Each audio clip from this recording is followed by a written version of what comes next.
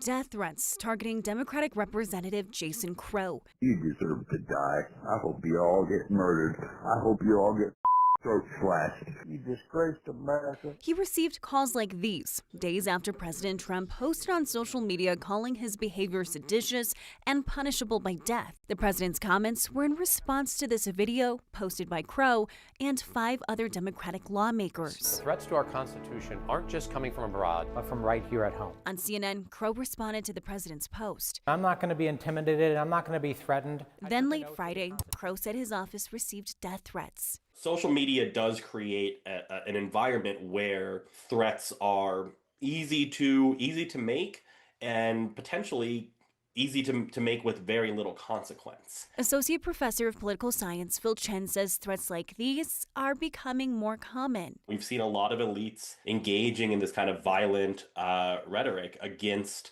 political opponents. President Trump eventually clarified he wasn't calling for anyone's death.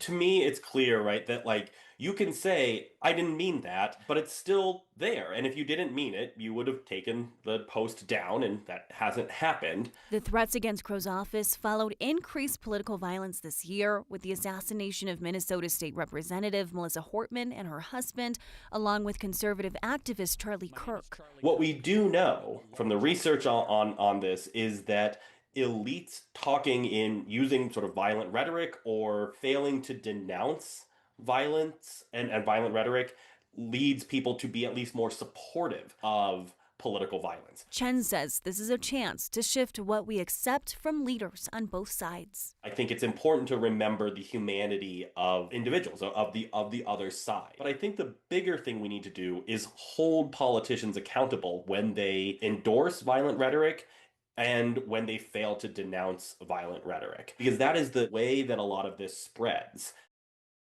Another part of this worry is that as threats of violence rise, people could be discouraged to run for office. Chen says that would really threaten the composition of our democratic institutions as we see threats on every level, including on the city as well as locally. Angela McCall, 9 News.